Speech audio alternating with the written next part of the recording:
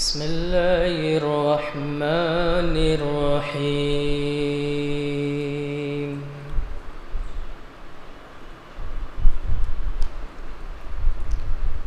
ما كان على النبي من حرج فيما فرض الله له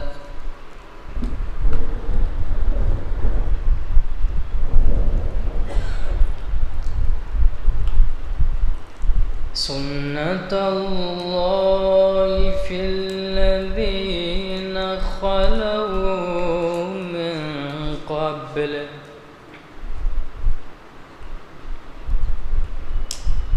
وكان أمر الله قدرا مقدورا.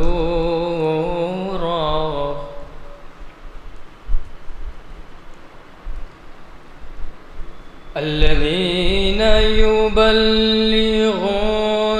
رسالات الله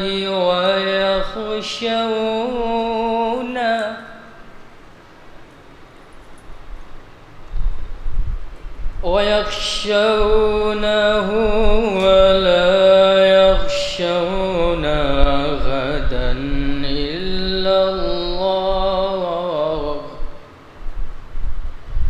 وكفى بالله حسيبا.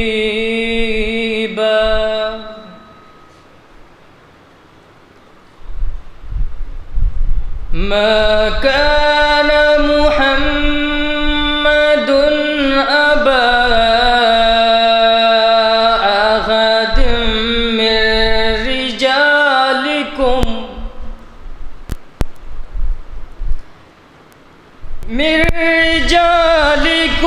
ولكن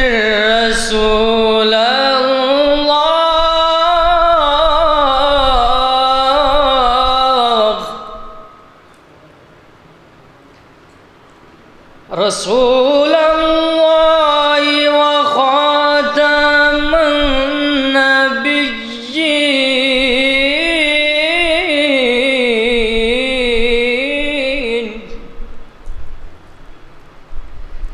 وكان الله بكل شيء عليما.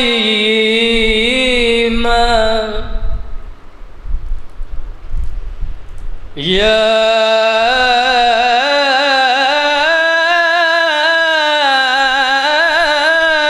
أيها الذين آمنوا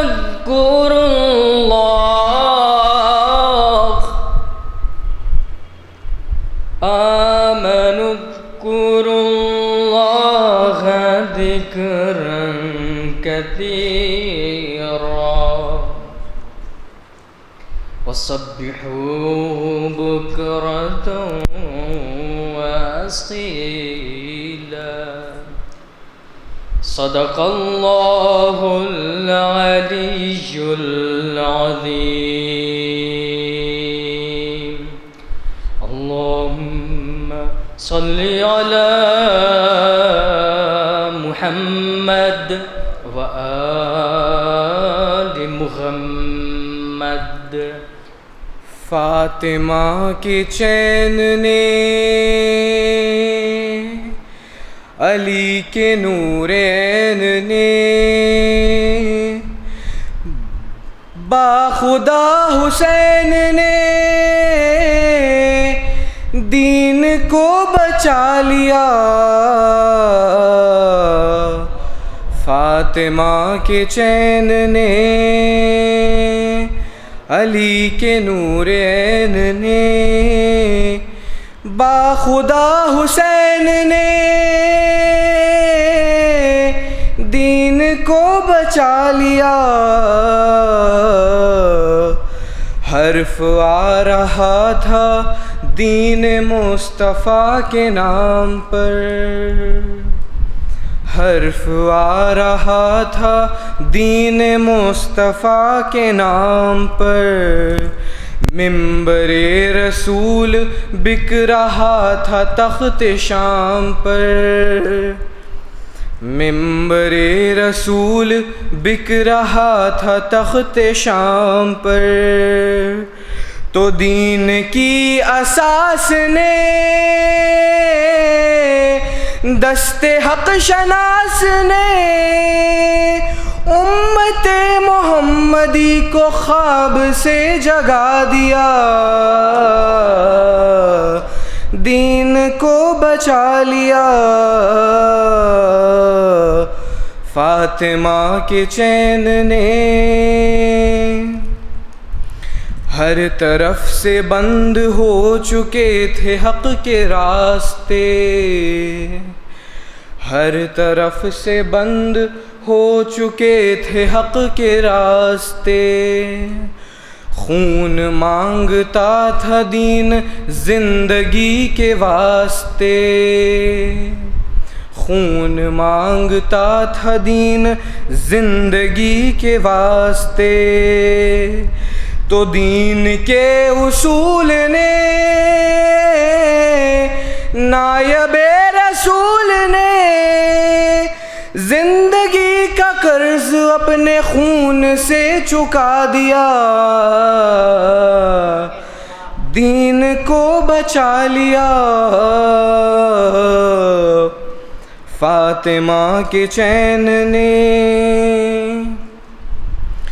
پھر سے شرک کی طرف پلٹ نہ جائے آدمی،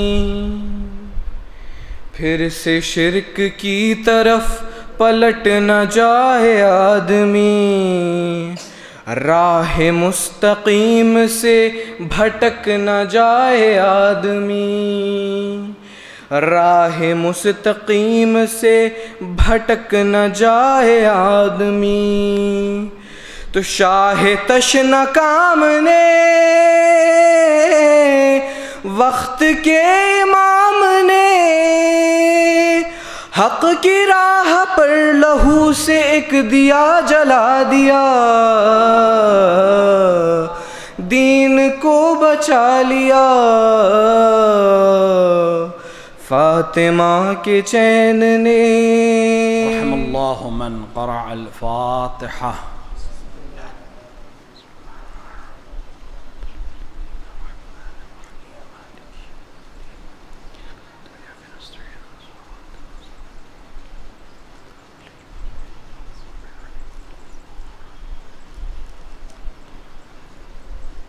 اعوذ باللہ السمیع العلیم من الشیطان اللعین الرجیم،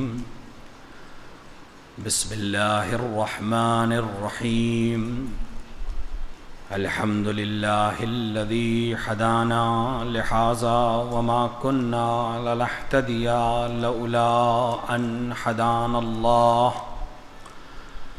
لقد جاءت رسل ربنا بالحق، ثم الصلاة والسلام والتحیۃ والإکرام على سیدنا ونبینا مولانا ومولا الثقلین جد الحسن والحسین ابی القاسم مصطفیٰ محمد،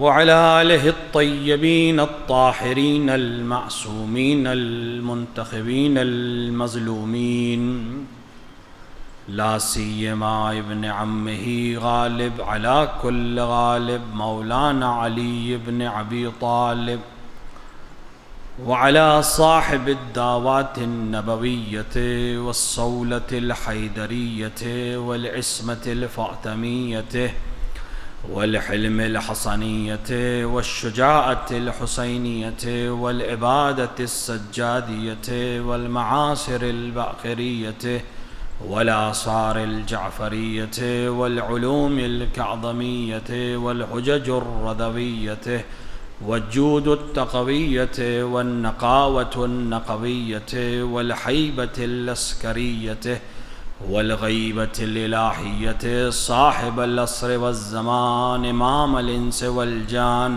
الحجۃ القائم المنتظر المہدی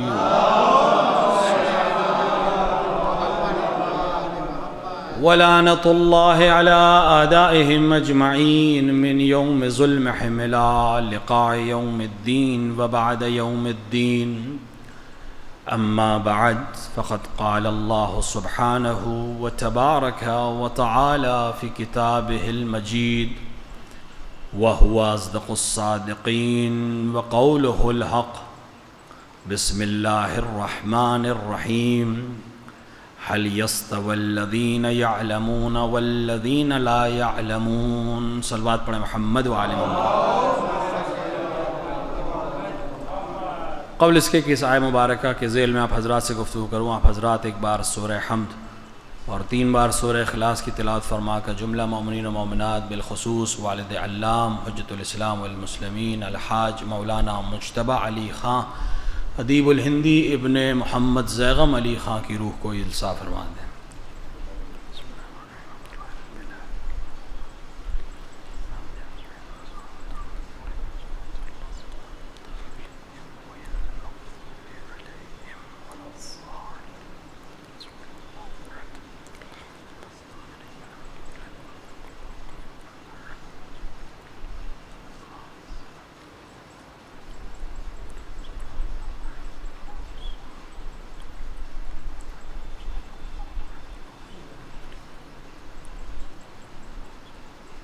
ایک صلوات پڑھے محمد و آل محمد۔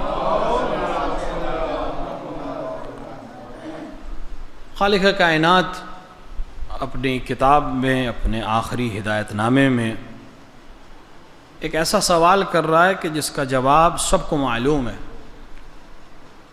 وہ سوال کر رہا ہے کہ کیا وہ لوگ جو جانتے ہیں وہ ان لوگوں کے برابر ہیں جو نہیں جانتے ہیں؟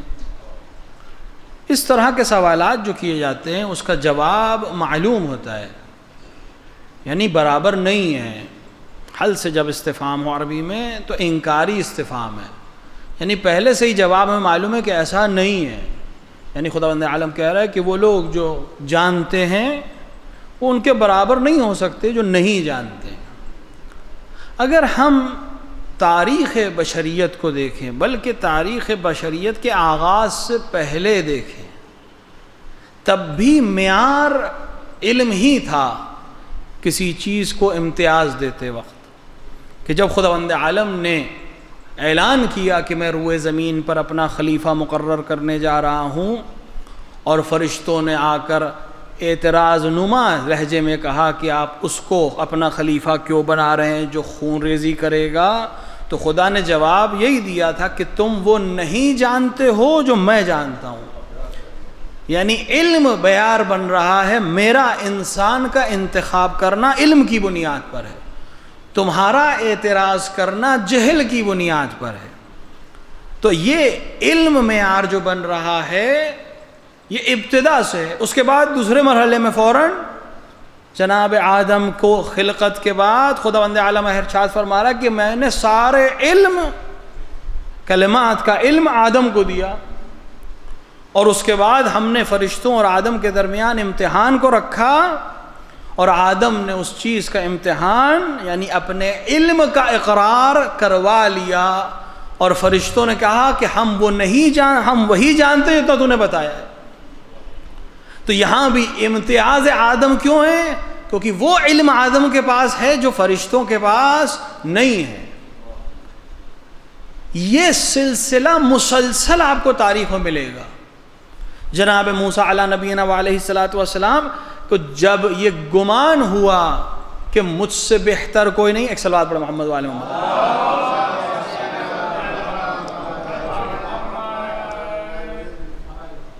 جناب موسیٰ صاحب شریعت نبی ہیں، صاحب کتاب نبی ہیں۔ جب جناب موسیٰ کو یہ گمان ہوا کہ میں صاحب شریعت ہوں، میں خدا سے گفتگو کرتا ہوں، میں صاحب کتاب ہوں، مجھ سے بہتر کون ہو سکتا ہے، تو خداوند عالم کو یہ چیز پسند نہیں آئی، اور فوراً حکم کہ میرے ایک عبد کے ساتھ جاؤ رہو، اور اس عبد نے کیا کہا؟ تاریخ ابھی خاموش ہے کہ وہ کون ہے، عبد کی بات آ رہی ہے، بعد میں ہمیں پتہ چلا کہ کون ہے۔ اس نے کیا کہا کہ تم میرے ساتھ صبر نہیں کر سکتے، تم میرے ساتھ اس لیے نہیں رہ سکتے کہ صبر نہیں کر سکتے۔ اور پورا مسلسل ہے، واقعہ آپ کے سامنے ہے، ایک مرحلہ، دوسرا مرحلہ، تیسرا اعتراض، اور اس کے بعد کہا ھذا فراق بینی و بینک، اب ہم اور تم ساتھ نہیں رہ سکتے۔ کیوں جناب موسیٰ اتنی عظمتوں کے ساتھ اور حکم خداوندی کے باوجود کیوں صبر نہیں کر پا رہے تھے جناب خضر کے ساتھ، جبکہ اس وقت صاحب شریعت جناب موسیٰ تھے؟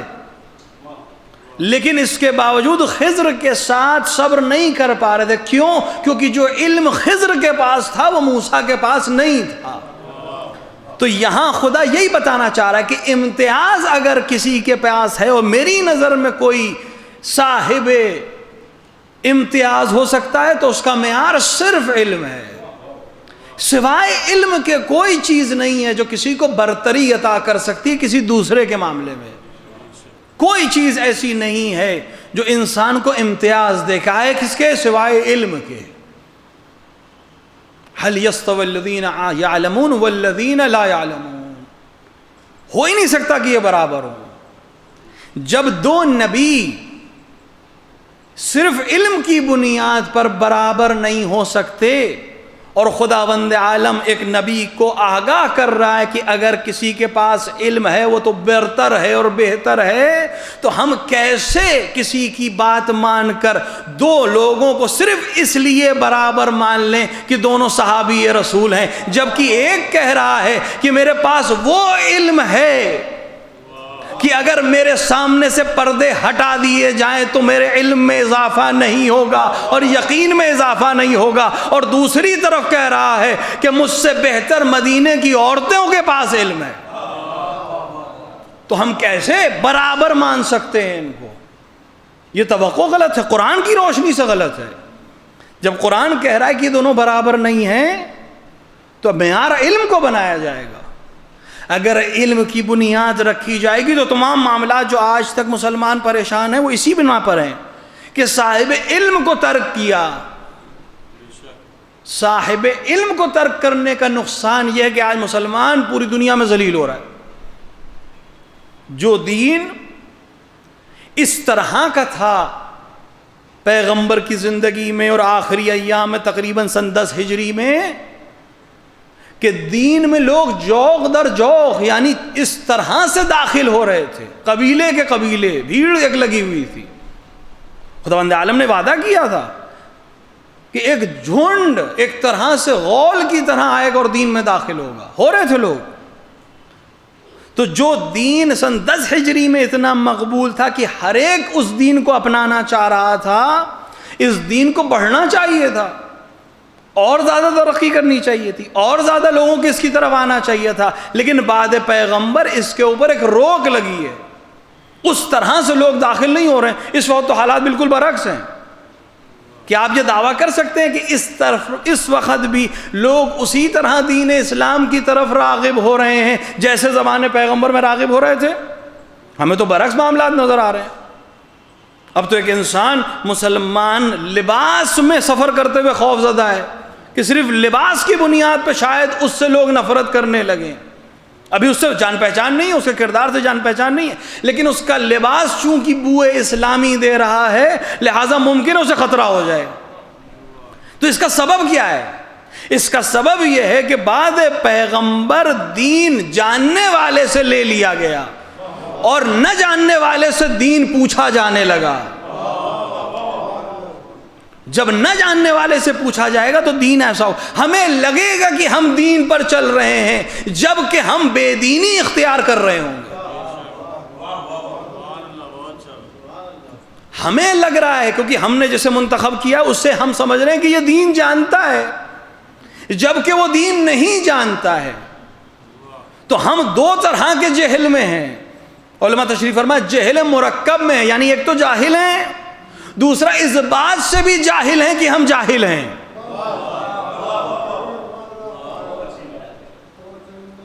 وہ عاقل کہلائے گا جو جاہل ہو لیکن جانتا ہو کہ میں جاہل ہوں۔ اس کا فائدہ یہ ہے کہ کم سے کم ہر جگہ علم کا اظہار نہیں کرے گا. علم انسان کو یہ جاننے کے لیے کافی ہے کہ وہ کیا جانتا ہے، وہی عالم ہے. اور وہی عالم ہے جو یہ جانتا ہے کہ وہ کیا نہیں جانتا ہے. یہ سب سے اہم ہے، کیونکہ جاننا ایک کمال ہے اور یہ جاننا کہ میں کیا نہیں جانتا ہوں یہ اصل کمال ہے.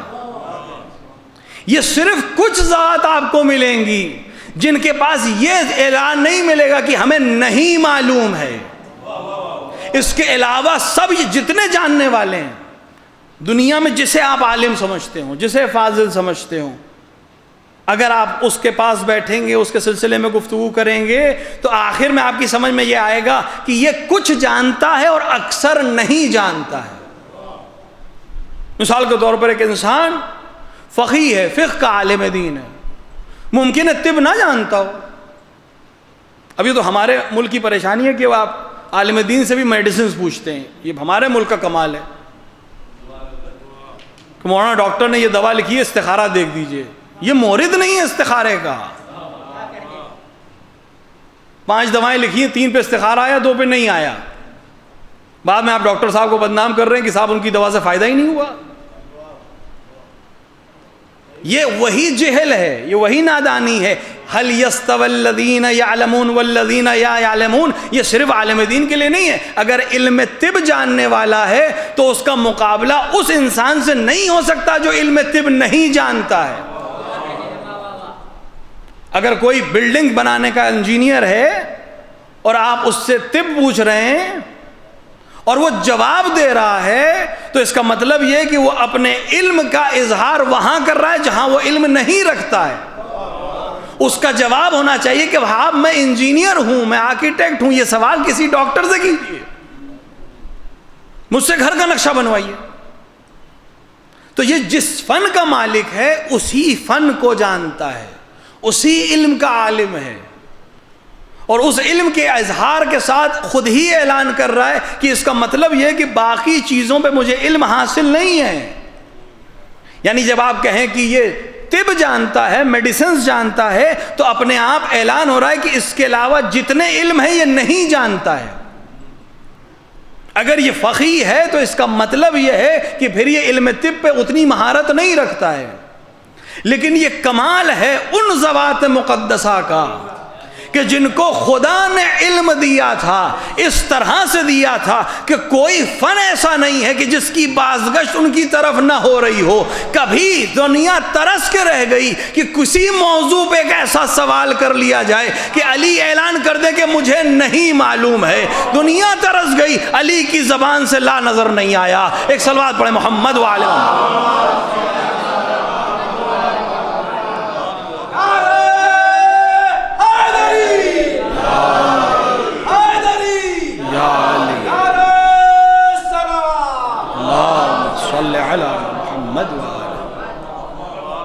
اب جب ایسا موجود ہو اور اس کو چھوڑ کر کسی غیر کو اپنایا جائے تو نتیجہ یہی ہونا ہے جو ہم دیکھ رہے ہیں.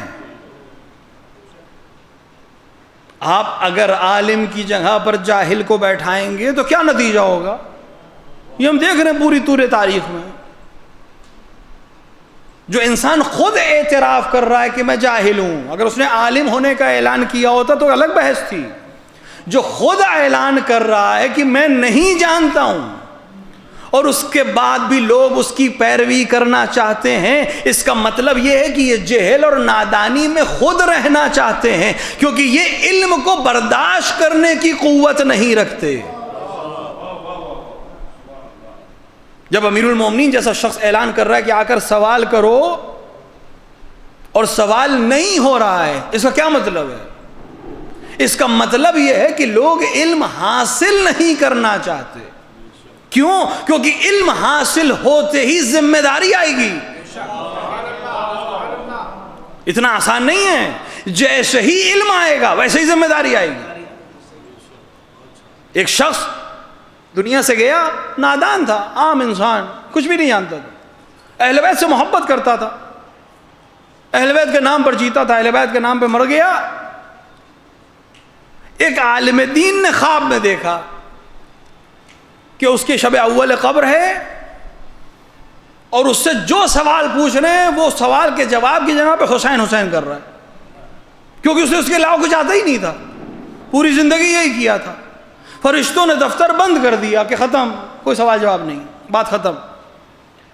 ان عالم دین نے اسی خواب میں یہ سوچا کہ یہ تو آسان ہے، صرف اتنا ہی جواب دینا ہے، علم کی ذمہ داری صرف اتنا ہی جواب دینا ہے۔ اگلے دن خواب میں اپنے آپ کو قبر میں دیکھا، کیونکہ خدا جسے چاہتا ہے اسے متوجہ بھی کر دیتا ہے۔ اپنے آپ کو قبر میں دیکھا اور جیسے ہی فرشتے نے آ کر سوال کیا یہی جواب دیا، حسین حسین۔ کہا آپ سے قبول نہیں ہے، آپ سے قبول نہیں ہے، آپ کو تو خدا کی وحدانیت بھی بتانی پڑے گی، دلیل بھی دینی پڑے گی۔ یہ اس کے لیے ٹھیک ہے جو نہیں جانتا ہے، جس نے آپ کی بات کو مان کر خدا کو مان لیا تھا، آپ کی بات کو مان کر رسول کو مان لیا تھا، اس کا معاملہ حل ہو جائے گا۔ آپ کو اس کا جواب بھی دینا ہے، اپنا جواب بھی دینا ہے۔ آسان نہیں ہے۔ رسالہ توضیح المسائل آپ اٹھائیں، لوگ آرام سے مراجع کی توہین کر دیتے ہیں، علماء کی توہین کر دیتے ہیں، مقابلے میں آ کے کھڑے ہو جاتے ہیں۔ رسالہ توضیح المسائل اٹھائیں، پہلے صفحے پہ کیا لکھا ہوتا ہے کہ انشاءاللہ اس پر عمل کرنے والا بری الذمہ ہے، اور اس کے بعد اپنی مہر لگاتا ہے، یعنی جو اس پہ عمل کر رہا ہے اگر اس نے اس رسالے کے لحاظ سے عمل کیا ہے تو اب اس سے سوال نہیں ہوگا، اس عالم سے سوال ہوگا جس نے مہر لگائی۔ ایک جرأت چاہیے اپنے آپ کو دوسرے کے عمل کا ذمہ دار بنانے کے لیے۔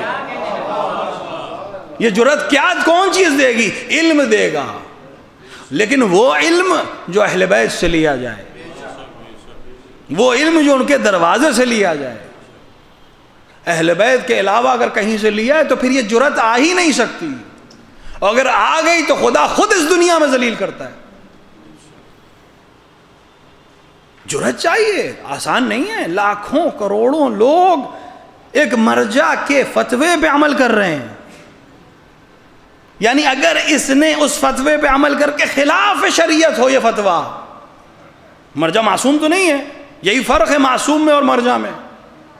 یہ لوگ جو اعلان کرتے ہیں کہ ہم صرف معصوم کی تقلید کرتے ہیں، وہ ابھی معصوم کو سمجھے نہیں ہیں۔ معصوم کی تقلید نہیں ہوتی، معصوم کی اطاعت ہوتی ہے، مرجع کی تقلید ہوتی ہے، وہ بھی حکم امام سے، چونکہ اس نے کہا ہے کہ ان سے۔ ہر عالم اس لائق نہیں کہ ہم اسے فالو کریں، جس کو امام نے اس لائق بنایا ہے اسے فالو کرتے ہیں۔ اس کی اطاعت، اس عالم کی اطاعت اصل میں امام کی ہی اطاعت ہے۔ اب یہ عالم جب کہتا ہے، کوئی حکم دیتا ہے، تو اس نے قرآن کو دیکھا ہے، حدیث کو دیکھا ہے، عقل اور اجماع کی روشنی میں ایک حکم دیا ہے، لیکن احتمال ہے 1% 2% کی اس نے خطا کی ہو، کیونکہ انسان ہے، لیکن اپنی طرف سے اس نے پوری کوشش کی ہے کہ اس کے اندر کسی قسم کی خطا نہ ہو، اتنے انسانوں کو حرام اور حلال کے اندر مبتلا نہ کروں، لیکن امکان خطا تو ہے۔ اب عالم جب کوئی حکم دے تو آپ کو اجازت ہے کہ آپ اس سے استفسار کر سکتے ہیں، سوال کر سکتے ہیں کہ حضرت والا یہ حکم کس بیس پر دیا، یہ آپ کو اجازت ہے۔ لیکن ہم تو دفتر استفتاء سے مسلسل تقریباً 10 سال سے آیت اللہ العظمیٰ سے صادق حسینی شیرازی کے دفتر استفتاء میں اردو بخش میں اور انگلش میں ہیں، ہمارے سب سے لو کیٹیگری کے سوال ماشاءاللہ ہمارے ملک سے جاتے ہیں۔ ہمارے سوال کیا ہیں؟ صاحب وہ ناڑا پہن سکتے ہیں کہ نہیں پہن سکتے؟ ہمارے سوالات کیا ہیں؟ صاحب خواتین بدھ کے دن نہا سکتی ہیں کہ نہیں نہا سکتی؟ یہ ہمارے سوالات ہیں جو مرجع کے دفتر جا رہے ہیں۔ ہم کیسے ہنس سکتے ہیں اس انسان پر جو امیر المومنین سے پوچھ رہا تھا کہ تیرے سر پہ کتنے بال ہیں، جب ہمارے درمیان اتنے عظیم لوگ بیٹھے ہیں جو ابھی غسل کے سوال پوچھ رہے ہیں۔ بھئی کسی پہ ہنسنا بہت آسان ہے، لیکن اپنے آپ کو بھی تو اس معیار پہ تولا جائے۔ ہم بدھ کے دن خواتین نہا سکتی ہیں کہ نہیں؟ یہ سوال ہوتے ہیں۔ انسان سوال کے معیار سے سمجھ میں آتا ہے کہاں پہنچا ہے یہ سماج. ہم مراجع سے یہ سوال پوچھتے ہیں. واقعاً کبھی کبھی مجھے ترجمہ کرتے وقت، چونکہ اب ترجمہ امانت ہے تو مجھے تو وہی لکھنا ہے جو اس نے پوچھا ہے، ورنہ کبھی کبھی تو واقعاً جی چاہتا ہے اس کا ترجمہ ہی نہ کروں، کیونکہ اپنے ملک کی بے عزتی ہو رہی ہے. اور ہم سب کی جو وہاں سے یہاں آئے ہیں کچھ بتانے کے لیے، تو ایک بار وہ سوچتے تو ہوں گے کہ تم لوگ وہاں جا کے کیا بتا رہے ہو کہ یہ لوگ پوچھ رہے ہیں. اب انہیں ہم کیا بتائیں کہ یہ ہم سے تو پوچھنے آتے نہیں ہیں، یہ تو واٹس ایپ یونیورسٹی پہ چل رہے ہیں یا نانی دادی کے نسخوں پہ چل رہے ہیں. ہماری دادی ایسا کہتی تھی. تو معاف کیجئے گا کہ یہ دین آپ کی دادی کا دین نہیں ہے، یہ رسول اللہ کا دین ہے. اور ویسے بھی وہ امت جو اپنی اماؤں کے دین پہ چل رہی ہے وہ کہیں صحیح راستے پہ پہنچ نہیں پاتی. ایک صلوات پڑھے محمد و آل محمد. بھئی اماں کتنی بھی قابل احترام ہو جائیں، اگر قابل احترام ہوں تب بھی ان کے بتائے ہوئے دین پہ نہیں چل پائیں گے. ہم اسی دین پہ چلیں گے جو رسول نے بتایا ہے. تو ایک عالم دین اتنی چیزوں کے بعد آپ اسے سوال کر سکتے ہیں. آپ اسے سوال کر سکتے ہیں کہ یہ فتویٰ جو آپ نے دیا کس بیس پہ دیا. وہ آپ کے سامنے دلیل رکھے گا اپنی. خدا آپ لوگوں کو زیارت نصیب کرے. قم میں، مشہد میں، نجف میں بھی مناظر دیکھنے کو مل سکتے ہیں. قم میں زیادہ ہے ماشاءاللہ، درس خارج وہاں اس وقت زیادہ ہے.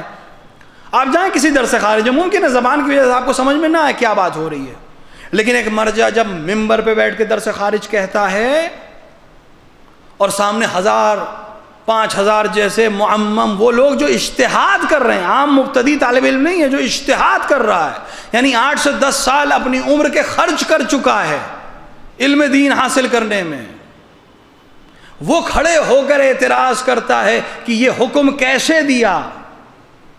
اور یہ مرجع یا اس کو جواب دے گا اور اسے قانع کرے گا یا اپنی بات کو پلٹے گا. کیونکہ علم کی عالم کی ایک دوسری خاصیت یہ ہے کہ اگر اس کے سامنے اس سے بہتر بات آ جائے تو وہ اسے قبول کر لیتا ہے. کیونکہ میرا کہا ہوا حجت نہیں ہے، میرے سامنے دلیل حجت ہے. اگر مجھ سے بہتر دلیل تمہارے پاس ہے تو میں اسے قبول کروں گا. تو عالم دین تمام مقامات کے باوجود فرق یہی ہے، عالم دین سے آپ سوال پوچھ سکتے ہیں کہ یہ کس بیس پر حکم دیا، لیکن امام اس ذات کا نام ہے جو کہہ دے وہی حکم شریعت ہے. امام کو دلیل دینے کی ضرورت نہیں ہے، امام تو خود دلیل کا نام ہے. عالم دین امام کے قول پر فتویٰ دے گا. امام جو کہے گا وہ فتویٰ بن جائے گا اپنے آپ. وہ دین ہے، وہ بدل ہی نہیں سکتا. اس کو بتانے کی ضرورت نہیں کیسے، اس نے کہہ دیا وہی کافی ہے. اس نے خاموشی اختیار کر لی. صرف کہنے کی بات نہیں، عظمت دیکھیں معصوم کی. کہنا کاف ضروری نہیں ہے. معصوم، علماء تشریف فرمائے، معصوم کا کہنا ضروری نہیں ہے، معصوم کا خاموش رہ جانا دلیل ہے. زبان کھول دے تو کیا کہنا. ایک ہمارے پاس ایک فقہ میں باب ہے، اصول دین میں ایک باب ہے، اصول فقہ میں ایک باب ہے، تقریر معصوم. وہ ہماری اور آپ کی تقریر نہیں. تقریر معصوم کا مطلب ہے خاموشی. یعنی ایک معصوم کے سامنے ایک عمل ہو اور معصوم کچھ نہ کہے. تو تمام علماء اس بات پر متفق ہیں کہ اگر معصوم کے سامنے کوئی عمل ہو اور معصوم خاموش رہے تو حد عقل اس کے جائز ہونے کی دلیل ہے. ایک عالم کا خاموش رہنا دلیل نہیں ہے. ممکن ہو مصلحت ہو، ممکن ہے پریشر ہو، ممکن ہے کوئی ذاتی مفاد ہو، لیکن اگر معصوم خاموش رہ جائے تو کم سے کم ایک عالم کو یہ خبر مل جاتی ہے کہ میں کر سکتا ہوں.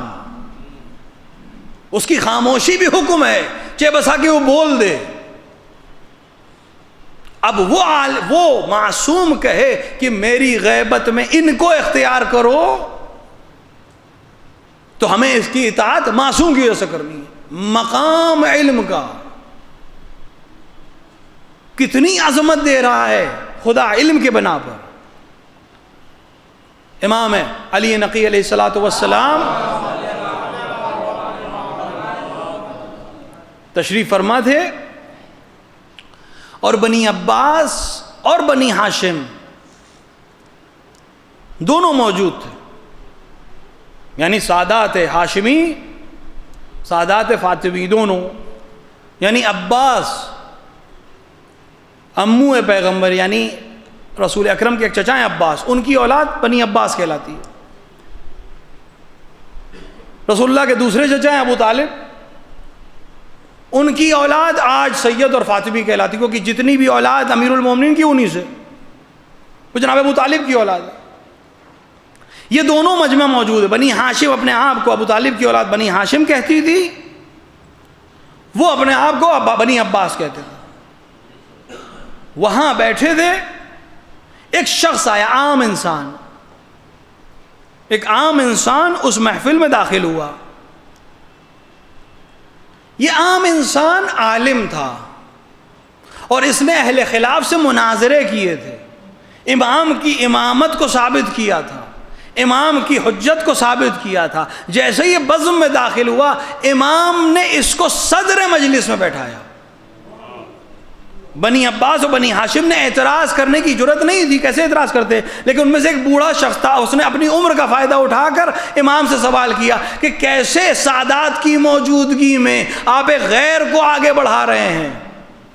امام نے فرمایا کیا تم نے قرآن نہیں پڑھا ہے؟ قرآن کہتا ہے جو جانتے ہیں وہ نہ جاننے والوں کے برابر نہیں ہو سکتے، اس کو شرف علم کی وجہ سے دیا جا رہا ہے، اس کا علم اس کو اس لائق بنا رہا ہے کہ تمہارا نسل پیغمبر سے ہونا بھی کافی نہیں ہے، اگر وہ عالم ہے تو تم سے بہتر ہے، اگر وہ علم رکھتا ہے تو تم سے بہتر ہے۔ میں قرآن پر عمل کرنے والا ہوں، لہٰذا میں عالم کا اکرام کروں گا۔ جب جب یہ معیار بدلے گا آپ پریشان ہوں گے۔ ہمارے یہاں بھی آج وہی معیار ہے، نسل معیار ہے، رنگ معیار ہے، قد معیار ہے، تمام وہ چیزیں معیار ہیں جس میں انسان کا دخل ہی نہیں ہے۔ ہر وہ چیز جس میں انسان کا دخل ہی نہیں ہے اس کو ہم نے معیار بنایا ہے عظمت کا، اور جو معیار خدا نے اور پیغمبر نے بنایا اسے ہم نے چھوڑا ہوا ہے۔ خدا کہہ رہا ہے علم معیار ہے عظمت کا، پیغمبر کہہ رہے ہیں تقویٰ معیار ہے عظمت کا۔ ان دونوں کو چھوڑ کر کسی بھی چیز کو جب آپ معیار بنائیں گے تو وہ تمام پریشانی ہوگی جو آج ہماری سوسائٹی میں ہے۔ پیغمبر نے جسے معیار بنایا ہے، اگر سماج اس معیار کو قبول کر لیتا تو ممکن ہی نہیں تھا کہ کسی اور کے ہاتھ پر بیعت کرتا۔ اگر اس معیار کو قبول کر لیتا، امکان ہی نہیں تھا کہ وہ کسی اور کے ہاتھ کو قبول کر لیتا۔ یہ جتنے بھی واقعات اس کے بعد ہو رہے ہیں یہ صرف اسی بیس پر ہے کہ ہم نے معیار کو بدل دیا ہے۔ جمعہ کا دن ہے، جمعہ کا دن تقریباً رخصت ہے، ماہ شعبان بھی تقریباً رخصت ہے۔ یہ دونوں چیزیں جو رخصت ہم سے ہو رہی ہیں، اگر عالم کی علم کی روشنی میں ہم اس کی عظمت کو سمجھتے تو یہ اتنی آسانی سے نہ جانے دیتے جتنی آسانی سے دن چلے گئے، کیونکہ جب ہم ان کو معیار بناتے تو ہم شعبان کی عظمت کو سمجھ رہے ہوتے، ان کو معیار بناتے تو جمعے کی شام ہماری غمگین ہونی چاہیے تھی کہ آج کا دن بھی گزر گیا اور جس کا انتظار تھا وہ نہیں آیا۔ یہ معیار اگر ہوتا، اگر علم ہوتا، اگر احساس ہوتا کہ کون ہمارے درمیان نہیں ہے، درمیان ہے لیکن ہم سے اظہار نہیں کر رہا ہے، اس طرح سے ہمارے درمیان ہے جیسے سورج آفتاب کے پیچھے ہوتا ہے، تو اس کا وجود فائدہ تو پہنچا رہا ہے لیکن ہم اسے دیکھ نہیں پا رہے ہیں۔ علم اگر معیار ہوتا تو ہمارے اندر تڑپ ہوتی، علم معیار ہوتا تو ماہ شعبان کا جمعہ ایسا ہی نہیں نکل جاتا، علم اگر معیار ہوتا تو رمضان ہمارے لیے صرف افطار اور سحری کی ٹائمنگ نہ رہ جاتا۔ ایک شخص بادشاہ گزرا ہے، ایران کا بادشاہ گزرا ہے، وہ کہہ رہا ہے کہ ہاں رمضان رمضان کو یاد کیا اس نے کسی اور مہینے میں، رمضان کی یاد آ رہی ہے کہ اس مہینے میں کیا جلیبیاں کھاتا تھا۔ یہ معیار ہے۔ جب علم کا معیار نہیں ہو تو کسی چیز کو بھی معیار بنایا جا سکتا ہے۔ اس کے لیے شکم معیار بن گیا تھا، تو اسے رمضان میں سوائے جلیبی کے کوئی اور چیز یاد نہیں رہی. لیکن اس پہ ہنسنے سے پہلے ہمیں خود اپنے آپ کو بھی دیکھنا ہے، کیونکہ ہم بھی نہاری سے آگے نہیں بڑھ پا رہے ہیں رمضان میں.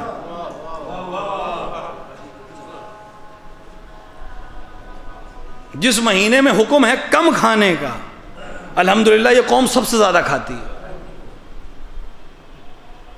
خدا نے یہ مہینہ اس لیے رکھا تھا کہ کچھ آرام دو جسم کو. لیکن اگر آپ اپنے شہر کی اگر بات کریں، اکبری گیٹ آپ چلے جائیں سحری سے تھوڑا پہلے، تو آپ کو ایسا لگے گا کہ یہی شاید عبادت ہے رمضان کی.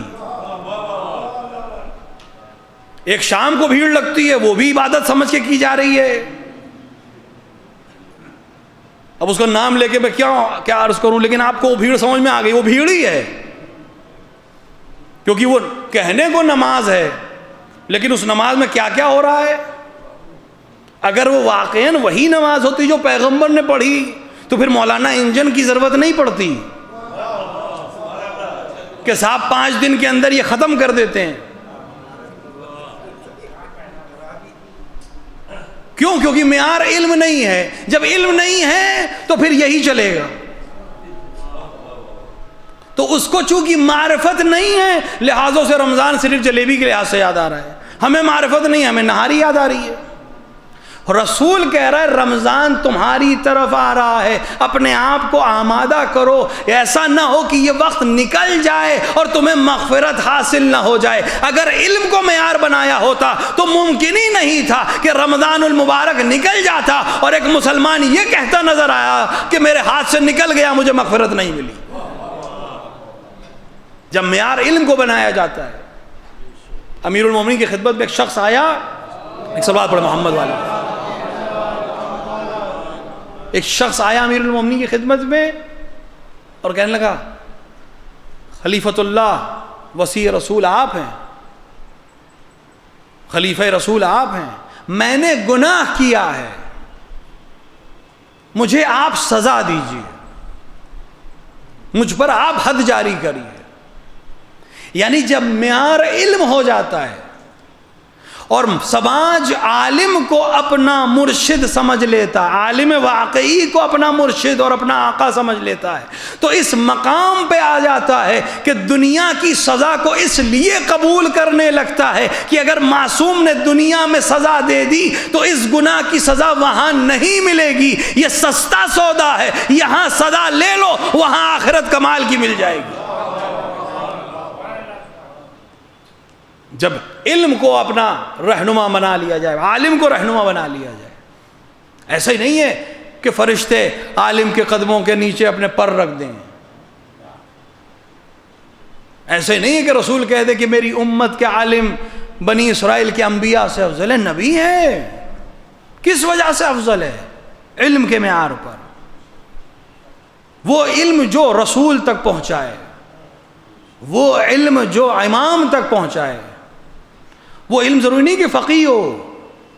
ایک انسان علم طب پڑھ کر بھی اپنے امام کی معرفت حاصل کر سکتا ہے، کیونکہ جب نبض دیکھے تو مریض کا علاج کرنے کی نیت سے دیکھے، کسٹمر نہ دیکھے. جس دن طب کسٹمر دیکھنے لگتا ہے اس دن پھر اس کا معیار علم نہیں رہے، وہی جہل ہے، اور اس کا نقصان وہی ہوگا جو لوگوں کا ہوتا ہے. کیوں معیار نہیں رہ گیا؟ آج انسان ڈاکٹر کے پاس جانے سے کیوں گھبرا رہا ہے کہ صاحب پتہ نہیں کتنا لوٹ لیں، اور اسی لیے شفا بھی ختم ہو گئی. ورنہ اگر وہ واقعاً خدا کے لیے نفس کو دیکھے، خدا کے لیے نسخے کو تحریر کرے، تو اگر معالجہ اس کا غلط بھی ہوگا تو چونکہ توکل خدا سے کیا ہے، خدا اس دوا میں وہ اثر دے گا جو اس مرض کو ٹھیک کر سکتی ہے. ایک صلوات پڑھے محمد و آل محمد.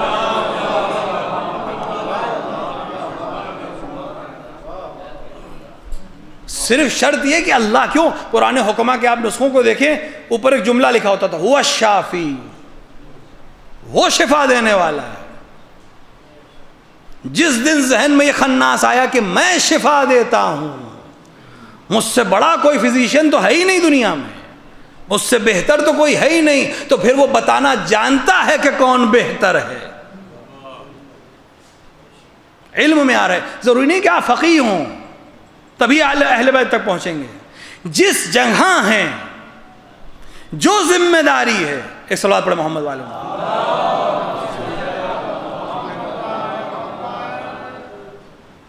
جس صنف میں ہوں، جس جگہ ہوں، اگر اس کے ذریعے سے وہ کر رہے ہیں جو تمہارے امام کو پسند ہے تو تم علم دوست ہو، تم اپنے امام تک پہنچ چکے ہو۔ ممکن ہے کہ انسان ساری کتابوں کو رٹے ہو، پورا قرآن حفظ ہو، لیکن اپنے امام کو نہ پہچانتا ہو، اور ممکن ہے کہ کوفہ میں کھجور بیچتا ہو، لیکن ایسا ہو کہ امام کہے کہ تمہیں جو میری معرفت ہے وہ کسی کو نہیں ہے۔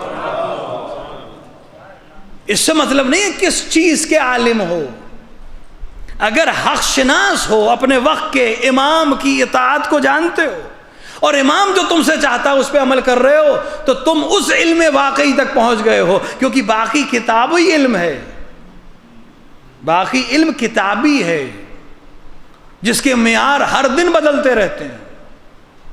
آج کوئی ایکویشن ہے، کل کچھ اور ہو جائے گا، آج کوئی ڈیفینیشن ہے، کل کوئی اور ہو جائے گی۔ علم کے اندر کمال ہی یہی ہے کہ وہ تغیر پذیر ہے، وہ بدل سکتا ہے، لیکن جو علم حقیقی ہے وہ کسی زمانے میں ہو وہی رہے گا۔ اور علم حقیقی کا نام ہے ولایت علی، علم حقیقی کا نام ہے ائمہ علیہ السلام کی اطاعت، علم حقیقی اپنے وقت کے امام کو پہچاننا، اس کی نصرت کرنا۔ جب اس علم حقیقی تک پہنچ گئے اور اس پر عمل کرنے لگے تو تم اس سے مطلب نہیں ہے کتنی کتابیں پڑھی ہیں، اگر اس تک پہنچ گئے ہو تو واقعاً عالم ہو۔ معیار یہی ہے، معرفت امام، چاہے کسی صنف میں ہو۔ جسے معرفت امام ہو جاتی پھر اسے کسی کی پرواہ بھی نہیں رہتی۔ والد ماجد کے اتنے قصے، خود ان کے سنائے ہوئے، ان کے اساتید کے سنائے ہوئے، ان کے دوستان کے سنائے ہوئے، ان سب میں ایک چیز مشترک تھی، اپنے امام پہ بھروسہ۔ کس وجہ سے بھروسہ؟ کیونکہ علم حاصل ہو گیا ہے۔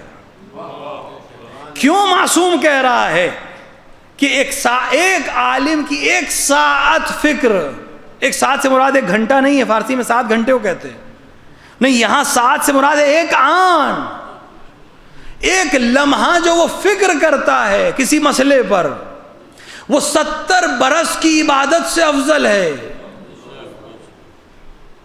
ایک لمحے فکر۔ امیر المومنین کہتے ہیں کہ وہ نماز جو شک کے ساتھ ہو، جو جہل و لا علمی کے ساتھ ہو، وہ اس نیند کے برابر نہیں ہے جو ایمان کے ساتھ ہو۔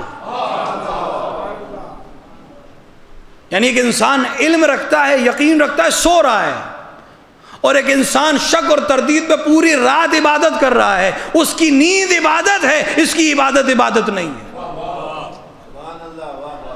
اگر معصوم نے نہ کہا ہوتا تو شاید یہ جرأت نہ ہوتی کہنے کی۔ وہ یقین کیوں آیا؟ علم کی وجہ سے۔ یہ شک کیوں آیا؟ علم نہ ہونے کی وجہ سے۔ سارا معیار یہی ہے۔ والد ماجد کے قصے جو ہمیں سننے کو ملتے ہیں اکثر یہی ہیں، علم کی وجہ سے۔ جب آیت اللہ خمینی عراق تبعید کیے گئے، شاہ ایران نے یہ سوچا تھا کہ ان کو عراق بھیج دیں، وہاں بڑے بڑے علماء ہیں، یہ دھک کے چھپ کے ختم ہو جائیں گے، یہ قم میں رہے ہیں۔ تو آپ جب کربلا معلیٰ گئے، عالم کی پہچان کراتا ہے، اور کون پہچانوائے گا؟ آپ کربلا معلیٰ گئے، اس وقت کربلا معلیٰ حرم امام حسین کے صحن میں مرجع علی قدر سید محمد شیرازی رحمۃ اللہ علیہ نماز جماعت پڑھاتے تھے۔ آئے خمینی جب پہنچے، آپ استقبال کے لیے گئے، نماز مغرب کی امامت دی، آسان نہیں ہے، ہم تو کالے امام باڑے کی دینے کو تیار نہیں کہ صاحب اگر یہی پرماننٹ ہو گئے تو۔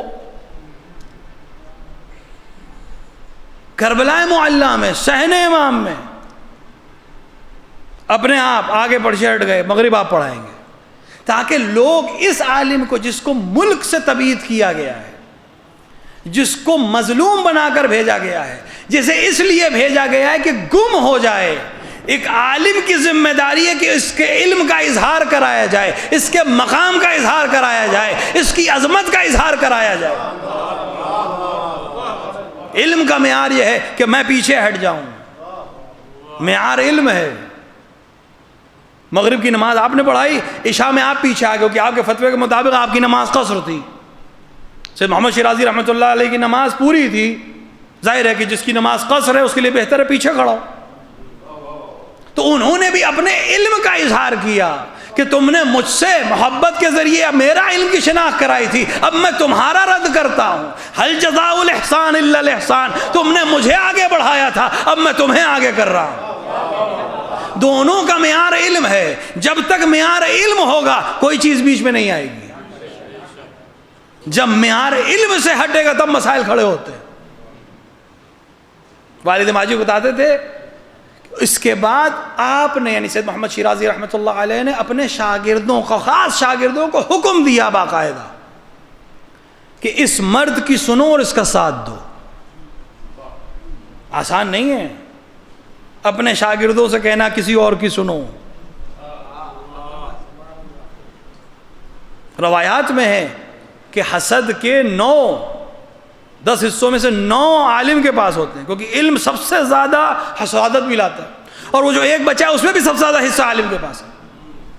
اس کے باوجود اگر ایک عالم اپنے شاگردوں سے کہہ رہا ہے اس کی سنو اور اس کا ساتھ دو، اس کا مطلب ہے کہ اس کا معیار صرف علم رہ گیا ہے. اگر معیار صرف علم ہو جائے گا تو ممکن ہی نہیں ہے کوئی اور شیطانی چیز غلبہ پا سکے. لہذا والد ماجد مسلسل آئے خمینی کے ساتھ دیتے تھے. کچھ کام جو آپ نے اب چونکہ بیان کیے جا سکتے ہیں، ظاہر کہ وہ اس دنیا میں نہیں ہے، نہ ہم کو اس سے کوئی نقصان ہے، وہ دونوں حکومتیں بھی ختم ہو گئیں.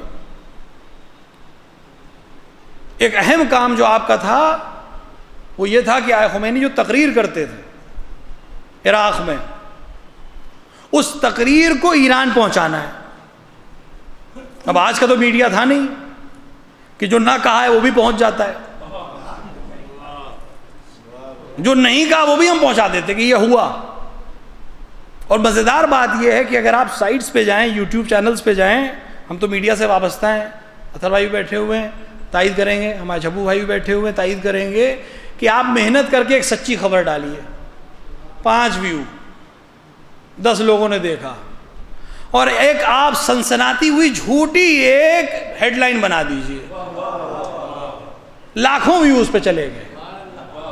یعنی خود چاہتے ہیں کہ یہ جھوٹ سننا چاہتے ہیں، سچ سننا نہیں چاہتے. تو جب جھوٹ کا بازار گرم ہو تو یہی ہونا ہے، سچ خاموش رہ جائے گا. اس زمانے میں کیسے لے جائیں؟ اگر ہمارے بزرگوں نے یا ہماری ایج والے لوگوں نے دیکھا ہوگا، کیسٹس ہوتے تھے جس کے اوپر آواز ڈب ہو جاتی تھی. والد ماجد کرتے تھے کہ یہ کیسٹ پہ آئے خمینی کی تقریر ڈب ہوئی، اس کیسٹ کو کھولا، اس کی ریل کو نکال کر اپنی کتاب کی جلد پر چڑھا لیا. پھر کتاب کے اوپر ایک کوئی بھی نیوز پیپر کوئی بھی چیز ریپ ہو گئی، جلد بن گئی، اس کے اندر یہ ریل چھپ گئی. یہ کتاب ہاتھ میں لیے ہوئے ہیں، درس کی کتاب ہے، آرام سے بارڈر کراس ہو گیا. ایک عالم دین کے ہاتھ میں کتاب ہے، کچھ اور بھی نہیں ہے، کتاب ہے، کھولے گا بھی تو کتاب ہی دکھے گی اسے. یہاں آئے، یہاں معلوم ہے کس کے پاس پہنچنا ہے، وہاں پہنچے، دوبارہ یہ کتاب کھولی گئی، اس کی ریل نکالی گئی، دوبارہ یہ ٹیپ بنا اور دوبارہ اس کے اندر نشر و اشاعت کر کے یہ پوری تقریر جو نجف میں کی گئی تھی ایران کے مختلف شہروں میں پہنچ گئی. یہ کام مسلسل کیا والد نے، اس طرح سے کیا کہ آخر خبر ہوئی کہ کوئی ہندی ہے جو یہ کام کر رہا ہے. اتنا ہی ان کو پتا چلا کوئی ہندی ہے یعنی ہندوستانی ہے جو یہ کام کر رہا ہے، کیونکہ وہ ایرانیوں پہ واچ رکھتے تھے، عراقیوں پہ واچ رکھتے تھے. ایک ہندی زیارت کے لیے جا رہا ہے طالب علم میں، کوئی اس پہ زیادہ دھیان نہیں دیتے تھے، کسی نہ کسی طرح سے لیک ہوئی، ایک ہندی ہے وہ یہ کام کر رہا ہے. والد ماجد کا اصل نام ابھی آپ نے فاتحہ میں سنا، اصل نام ہے مجتبیٰ علی خان، لیکن آئے خوئی رحمۃ اللہ علیہ نے آپ کو ادیب کا لقب دیا تھا. یہ کم لوگ جانتے ہیں کہ ادیب الہندی کس نے کہا آپ کو. ادیب کا لقب والد ماجد کو آیت اللہ العظمی خوئی سید ابو القاسم خوئی رحمۃ اللہ علیہ نے عطا کیا کہ انت ادیب الہندی. ادیب الہندی یعنی ہندوستان کے ادیب، کیونکہ آپ نے نجف میں عربی زبان میں ایک مقالہ لکھا تھا جس کو آئے خوئی نے تائید کی کہ تم بہترین لکھنے والے ہو.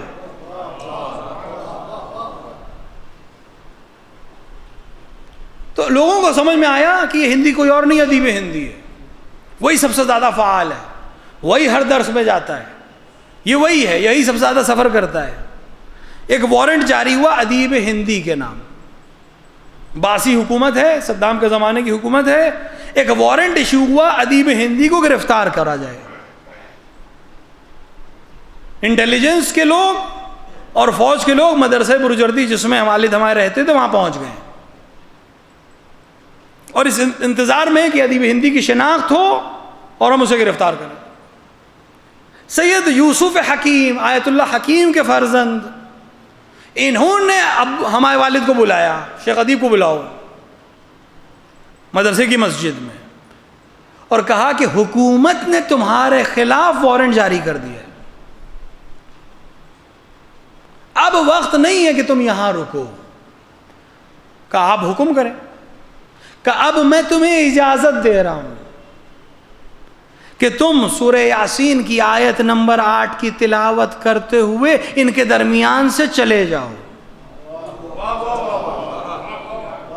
علم کے علاوہ کچھ نہیں ہے یہاں. ایک عالم جو جہاد کر رہا تھا علم کے لیے، ایک دوسرا عالم جس کو یہ علم ہے کہ اس کی جان خطرے میں ہے، جس کو یہ علم ہے کہ کس طرح اس کو بچایا جا سکتا ہے، وہ اپنے پاس موجود ایک علم کو حوالے کر رہا ہے کہ تم اب اس کا استعمال کر کے اس خطرے سے باہر جا سکتے ہو. اور جب یہ اس موقع کے لیے نہیں، اور جب تمہیں ضرورت محسوس ہو اور تمہیں لگے کہ اس آیت کی تلاوت کرنی چاہیے اور دشمنوں سے اپنے آپ کو محفوظ رکھنا چاہو، میں تمہیں اجازت دیتا ہوں کہ اس آیت کی تلاوت کرو گے، دشمن تمہیں نقصان نہیں پہنچا پائے.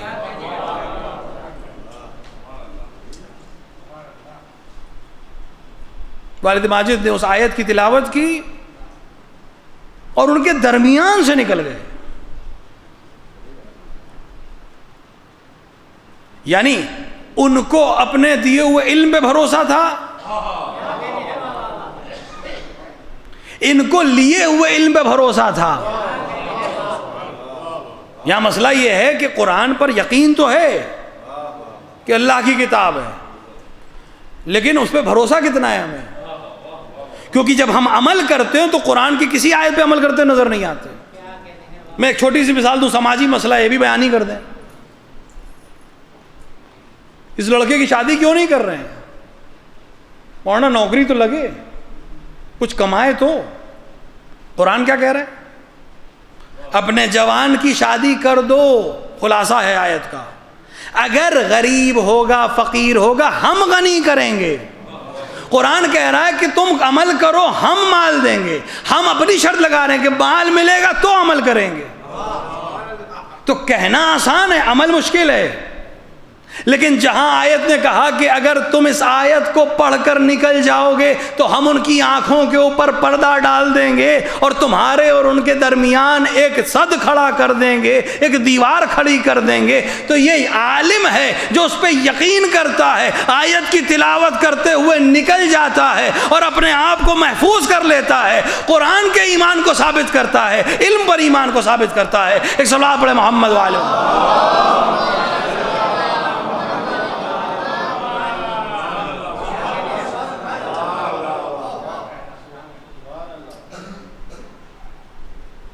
اس طرح سے میں اس درمیان نکل گیا.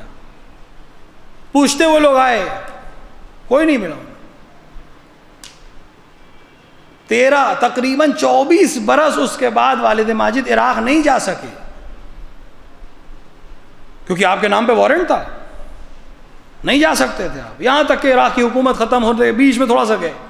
لیکن اس تمام قصے میں پھر آپ لبنان گئے، یہ بہت کم لوگ جانتے ہیں. عراق سے نکل کے لبنان گئے سیریا ہوتے ہوئے، اور 6 مہینے حزب اللہ کے ساتھ رہے. یعنی صرف یقین نہیں ہے، عمل ہے، عمل کیا، 6 مہینے ساتھ رہے، صرف یہ نہیں کہ نوش و خوش جو وہ عمل کر رہے تو اس میں شریک رہے، یہاں آئے جن لوگوں نے ان کا دور دیکھا ہے، ان کے ساتھیوں کو دیکھا ہے، ہر وہ عمل جس میں پیچھے لوگ ہٹ رہے ہوں یہ سب سے آگے. ایک صلوات پر محمد والے اور نا ادھر آ جانا.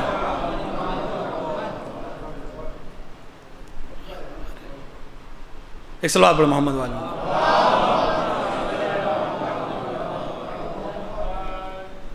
ہر وہ کام جس میں دوسروں کو مصلحت نظر آ رہی ہو. لکھنؤ میں ماشاءاللہ مصلحتیں بھی بہت ہیں، یہ مصلحت نہیں ہے اعلان نہ کیا جائے، کہا نہ جائے. ہر وہ کام جس میں مصلحت کی وجہ سے بزرگان خاموش رہتے ہوں اس میں ایک نام تھا جس پہ بھروسہ کیا جا سکتا تھا. صاحب یہ بات آ گئی ہے اہل بیت کا دفاع کون کرے؟ مجتبی علی خان مادہ ہیں. حد سے حد کیا ہوگا، جان ہی تو جائے گی. یہ میں نے خود سنا اپنے کانوں سے. میں نے کہا ابو آپ یہ سب کام کرتے ہیں؟ کہ لیں حد سے حد کیا ہوگا، جان ہی تو لیں گے، اس سے زیادہ مجھ سے کچھ نہیں لے سکتے.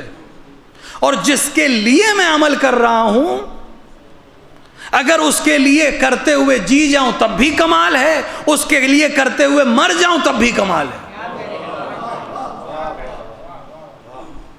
وہ چیزیں جس میں لوگ اظہار کرتے ہوئے ڈرتے ہیں.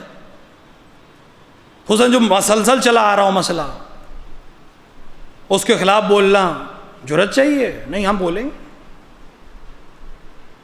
اور سب سے زیادہ سخت جس چیز میں تھے، جس میں اس وقت سب سے زیادہ مصلحت ہے، وہ اہل بیت کا دفاع، کیونکہ اس وقت سب سے مظلوم اہل بیت ہیں.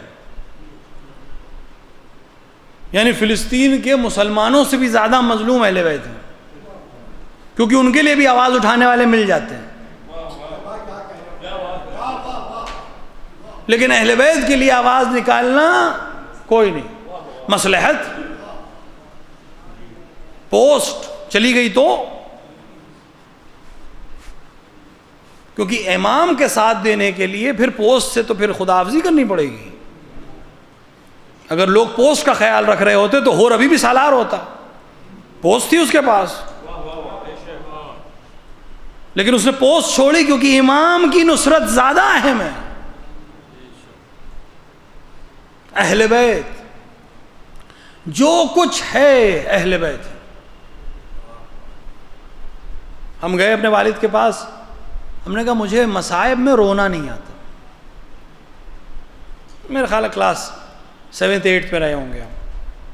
میں نے جا کے اپنے والد سے کہا کہ مجھے مصائب میں رونا نہیں آتا، غصہ آتا ہے. غصے میں تو خیر ہم بدنام ہیں، مجھے غصہ آتا ہے. یعنی میرا اس وقت جی چاہتا ہے کہ یہ لوگ مجھے مل جائیں میں کچھ کروں. راجپوت پٹھان اور کیا کر سکتے ہیں، سادات صبر کر لیتے ہیں. تو ہم نے کہا کہ مجھے غصہ آتا ہے، مجھے رونا نہیں آتا. جملہ مجھے یاد ہے آج تک، کہا جہنم میں جانے کا انتظام کر رہے ہو، تمہیں کیا لگ رہا ہے یہ نماز روزہ تمہیں بچائے گا؟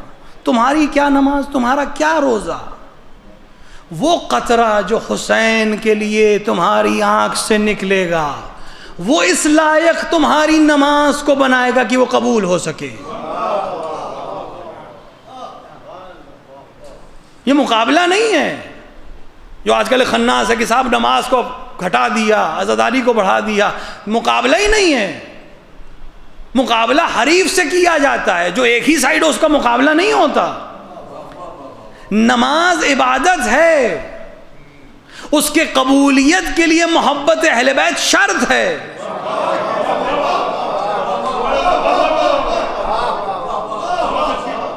جس طرح وضو کی طہارت شرط ہے اسی طرح محبت اہل بیت کے ذریعے روح کی طہارت شرط ہے، تاکہ یہ لائق ہو جائے کہ بارگاہ الہی میں پہنچ سکے. مقابلے کی بات نہیں ہے، شرط ہے عبادت کی. کچھ شرطیں جسمانی ہیں، وضو ہے، غسل ہے، تیمم ہے، کپڑے کا پاک ہونا ہے، یہ ظاہری شرطیں ہیں. لیکن جو اصل شرط ہے، جو اس شرط کے اوپر شرط ہے، کیونکہ اگر ان کی ولایت قبول نہیں کی گئی تو جسے تم ظاہری طہارت سمجھ رہے ہو وہ بھی ممکن ہے طہارت نہ ہو، صرف نجاست ہو۔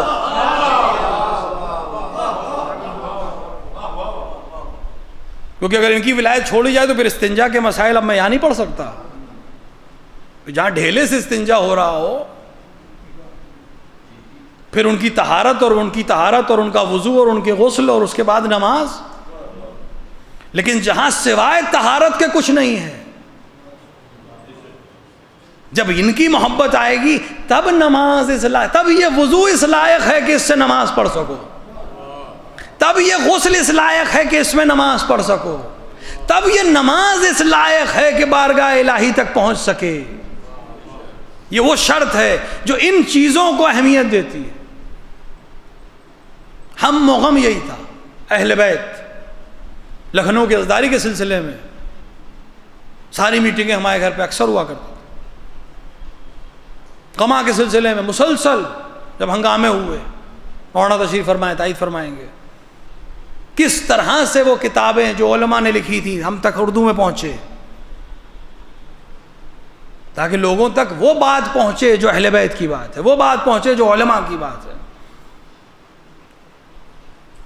جو کچھ ہیں اہل بیت ہے وہی عزت دیتے ہیں، وہی شرف دیتے ہیں، اور شاید یہ عزت اور محبت اور شرف تھا۔ والد ماجد کی ایک عادت تھی کہ اگر ملک سے باہر نہیں گئے عشرے مجالس میں، محرم کے عشرے میں اگر ملک سے باہر نہیں گئے ہیں تو پھر وطن چلے جاتے تھے، جبکہ ہمارے وطن میں 2 گھر ہیں شیعوں کے، گھر گاؤں جیسے ہر گاؤں میں ہوتا ہے، زمینداری کے زمانوں کے جو گاؤں تھے اس میں اکثر یہی ہے، پوری آبادی میں ایک گھر شیعہ کا ہے، وہیں ایک امام باڑہ ہے۔ امریکہ میں، یورپ میں مجلسیں پڑھنے کے بعد ایک آدمی کے لیے سخت ہے کہ گاؤں دیہات میں 4 لوگوں کے درمیان مجلس پڑھے، لیکن جب معیار ہو جائے کہ اہل بیت کے لیے پڑھنا ہے تو پھر اس سے مطلب نہیں کتنے بیٹھے ہیں، پھر 10,000 بیٹھے ہیں تو غرور نہیں آئے گا، ایک بیٹھا ہو تو شرم نہیں آئے گی۔ تو اگر باہر نہیں جاتے تھے تو گاؤں جاتے تھے، اور شاید یہ ادا پسند آئی تھی ابا عبداللہ کو کہ 4 محرم آپ اس دنیا سے گئے، 5 محرم کو ہمارے وطن میں ہمارے گھر سے جناب عون محمد کے تابوت برآمد ہوتے ہیں، اسی جلوس میں تشییع جنازہ ہوئی، اگر تم ہمارے ہو جاؤ تو ہم تمہیں عزت دیں گے۔ وہ شبیہ تابوت ضرور عون محمد کے نام سے، تمہیں محبت تھی تو ہم تمہارے جسم کو وہیں لے جائیں گے۔ آسان تھا ہمارے لیے لکھنؤ میں دفن کرنا، ہمارے لیے جانا آسان تھا، لیکن انہوں نے وصیت کی تھی کہ وہیں دفن کرنا، اسی امام باڑے میں اس کو دوبارہ تجدید تعمیر کی تھی۔ 2 وجہ سے، ایک تو اہل بیت کی محبت نظر آئے، دوسرا ہمیں لگتا ہے کہ سیاست تھی کہ ہم بھائیوں کے اندر رلق باقی رہے، گاؤں جاتے رہے، اس امام باڑے کو آباد رکھیں۔ تو اگر میرے نام سے صحیح، مجھ پر فاتحہ پڑھنے کے نام سے صحیح، اگر اس بیابان میں جس امام باڑے میں ظاہر سی بات آبادی نہیں ہے شیعوں کی، ایک گھر ہے، کچھ لوگ آ جایا کریں گے اور آ کر زری کو کہیں گے السلام علیک یا ابا عبداللہ، تو اس کا ثواب مجھے ملا کرے گا۔ ہمیشہ اہل بیت سے وابستہ، سب سے زیادہ جس چیز سے متاثر اہل بیت، مصائب پڑھنے میں بہت زیادہ دقت ہوتی تھی۔ ظاہر ہے کہ جس کو علم ہو جائے، علماء، اکثر علماء میں دیکھا گیا ہے، بزرگ علماء، ان کے سامنے مصائب بہت سخت ہوتے ہیں، کیونکہ گویا ان کو لگتا ہے کہ ہمارے سامنے یہ مناظر ہیں۔ اکثر علماء کی تاریخ میں ملتا ہے کہ ان کے سامنے جب مصائب پڑھے جاتے تھے اس قدر گریا کرتے تھے۔ مرزا شیرازی کے لیے مشہور ہے، صاحب تمباکو کے لیے، کہ سامرہ میں ایک شخص جناب بی بی زہرا کے مصائب پڑھ رہا تھا، اور اس نے پڑھا کہ بی بی زہرا دربار میں آئیں، اس کے آگے پڑھنا چاہتا تو انہوں نے روک دیا کہ کم سے کم اس کا گریہ تو کر لیں دو مجھے، جسے معرفت ہو جاتی ہے۔ اکثر آپ سنتے ہیں علماء وصیت کر کے جاتے ہیں کہ ہماری تشییع جنازہ میں یا مجلس میں رخصت حسین ابن علی پڑھنا، کیونکہ انہیں معلوم ہے کہ یہ سب سے تکلیف دہ چیز ہے۔ حسین ابن علی کی رخصت اس قتل سے زیادہ شدید ہے، کیونکہ قتل حسین کو راحت دے دے گی۔ ہمیں نہیں معلوم حسین کیسے رخصت ہوئے، ہمیں تو کچھ جملے معلوم ہیں، کس کیفیت میں حسین جا رہے تھے نہیں معلوم۔ جب حسین سے پہلے والے گئے ہیں، فرق یہی ہے، حسین سے پہلے والے جب گئے ہیں تو حسین زندہ تھے، سیدانیوں کی ڈھارس تھی کہ امام موجود ہے، حسین موجود ہیں۔ اب آپ سوچیں جب حسین جا رہے ہوں گے، اسی لیے رخصت حسین کو ہم درک نہیں کر سکتے، کچھ اشارے ملتے ہیں، حسین کا اپنی بہن سے رخصت ہونا، زینب خدا حافظ، زینب کے حوالے کچھ ایسے امور کیے جا رہے ہیں جس کی مثال کسی کے پاس نہیں ہے، بچی سے بھی خدا حافظ کہا ہے۔ اس کیفیت کو ہم پڑھ تو سکتے ہیں، درک نہیں کر سکتے۔ وہ کیا چیز تھی جس نے حسین کو اس جلتی ہوئی زمین پہ لٹا دیا کہ آؤ میرے سینے پہ لیٹ کے آرام کر لو۔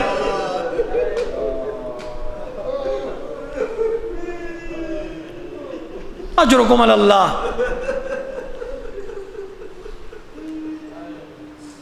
حسین چلے گئے۔ ایک رخصت ہے جو پڑھی نہیں جاتی، ممبر اجازت نہیں دیتا، کلام کرنے کی جرت نہیں ہوتی، امام کا معاملہ ہے، لیکن میں اس کی طرف صرف اشارہ کروں گا، مجلس تمام کر رہا ہوں۔ حسین سب سے رخصت ہوئے تھے، کچھ کی کیفیتیں ہمیں معلوم ہیں، کچھ کی چیزیں ہمیں نہیں معلوم، لیکن روایت کہتی ہے کہ حسین رخصت ہوئے، حسین شہید کر دیے گئے، حسین کے سر کی تشہیر کی گئی، سیدانیوں کو اسیر کیا گیا۔ یہ وہ چیزیں ہیں کہ جس کے اوپر اگر انسان صرف سوچ لے تو اس کا دل پھٹ جائے۔ وہ خاندان جو عرب کا سب سے مقدس ترین خاندان تھا، وہ خاندان جو عرب کا باشرف ترین خاندان تھا، وہ خاندان کے جس کے نام پر لوگ آزاد کر دیے جاتے تھے، وہ خاندان کے جس کے نام پر اسیروں کو چھڑا دیا جاتا تھا، اس خاندان پہ یہ وقت آ جائے کہ اس کو رسن بستہ کر کے پھرایا جائے۔ اجرکم علی اللہ۔ وہ کیفیت کیا رہی ہوگی ہم نہیں جانتے، کس طرح زینب اس طرح کاروان کی سالاری کرتی ہیں ہم نہیں جانتے، لیکن روایت کہتی ہے کہ یہ سر کی تشہیر ہوتی رہی، کبھی بازار کوفہ میں، کبھی دربار کوفہ میں، اور پھر کوفے سے نکل کر شام کے اس مسلسل سفر میں یہاں تک کہ باب السعد سے گزر کر یہ سر یزید پلید کے سامنے لے جا کر رکھ دیا گیا۔ اور اس وقت لوگوں نے دیکھا اس دربار میں ایک بی بی بہت تیزی سے آگے بڑھی اور اس نے سر کو اپنے آغوش میں لے کر ایک بار امام کو سینے سے لگا کر بین کرنا شروع کیا۔ لوگوں نے اشارہ کیا، شمر آگے بڑھا، تازیاں نے اس قدر لگائے کہ آخر بی بی کے ہاتھ سے سر جدا ہو گیا۔ بعد میں سمجھ میں آیا کوئی اور نہیں جناب رباب تھی جو حسین کے سر کو رخصت کر رہی تھی۔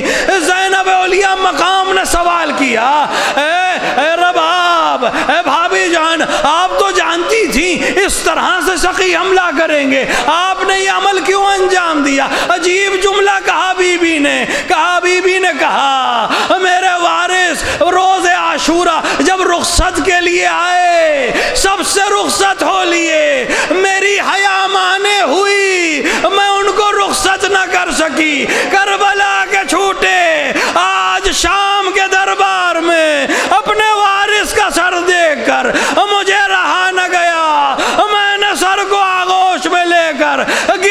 کیا، اے حسین آپ کے جانے کے بعد ہماری چادریں چھینی گئیں، ہمیں اسیر کیا گیا، ہر رباب دیکھتی رہی آپ کے سر اقدس کی توہین۔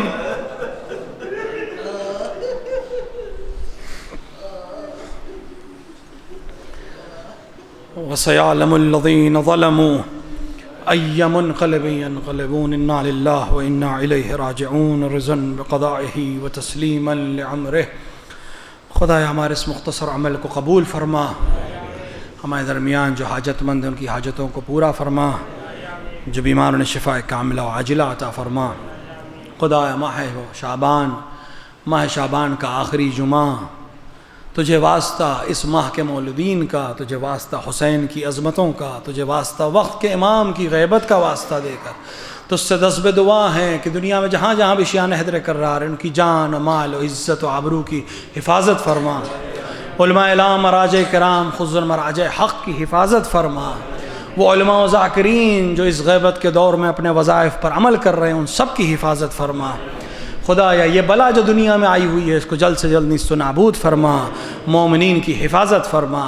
خدایا تمام دعاؤں میں سب سے اہم دعا اس ماہ مبارک کے آنے کے صدقے میں، اس ماہ شعبان کی عظمتوں کے صدقے میں، حسین ابن علی کے وہ زائر جو آج کربلا میں موجود ہیں ان سب کے صدقے میں منتقم کربلا کے ظہور میں تعجیل فرما، اندر ظہور اپنے امام کو پہچاننے ان کی نصرت کرنے کی توفیق عطا فرما۔ ربنا تقبل منا انک انت السمیع الدعاء۔ حضرات ایک بار سورہ حمد اور 3 بار سورہ اخلاص کی تلاوت فرما کر جملہ مومنین مومنات بالخصوص والد علام الحاج مجتبیٰ علی خان ادیب ہندی ابن محمد زیغم علی خان کی روح کو ایصال فرما۔